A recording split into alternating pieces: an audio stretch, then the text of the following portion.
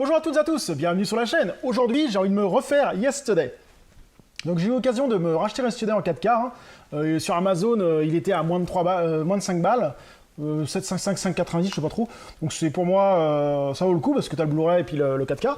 Et c'est un film qui m'avait marqué quand j'avais été voir au cinéma. C'est pas un film vieux, hein, c'est un film qui est très récent, je sais pas la date exacte.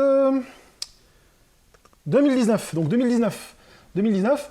Donc c'est un film en fait qui m'avait marqué parce que en fait l'histoire en gros c'est un mec qui a un accident de bus ou je sais plus trop quoi et je l'ai vu qu'une seule fois.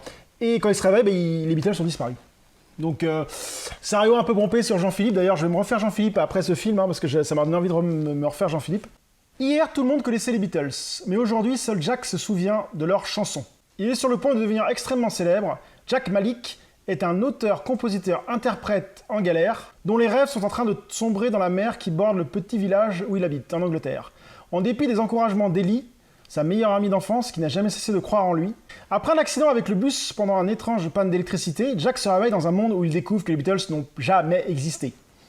Ce qui va le mettre face à un sérieux cas de conscience. Kate McIntyre et Ed Sheridan sont également partie du casting de cette comédie romantique rock'n'roll. Par le réalisateur récompensé aux Oscars, Danny Boyle, écrit par Richard Curtis, nommé aux Oscars. Donc c'est un film qui m'avait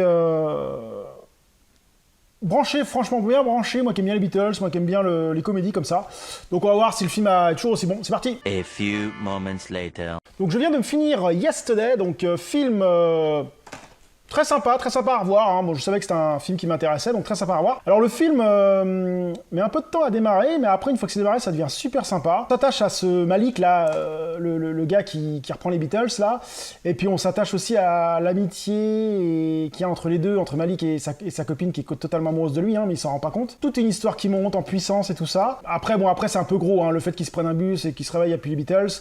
D'ailleurs, ça m'a rappelé vachement le scénario de Jean-Philippe. D'ailleurs, je vais sûrement me refaire Jean-Philippe parce que c'est quasiment le même scénario, hein. Sauf que c'est à l'échelle internationale, je veux dire. Donc je vais me refaire Jean-Philippe, je pense, après cette vidéo, pour repartir là-dessus. Donc Yesterday est très bien tourné, très bien réalisé, on a un scénario super sympa, on passe un très bon moment, ce film dure 1h30, 2h, je sais plus trop. On passe un très bon moment à voir ce film et ça vaut vraiment le détour.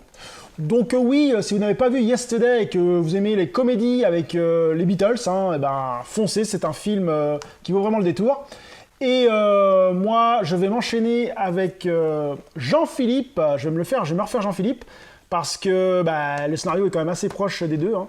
Mais Jean-Philippe sera pour la prochaine vidéo. Donc sur ce, si vous avez l'occasion de le voir, regardez Yesterday, c'est un très bon film. Je vous dis à très bientôt sur la chaîne. Salut!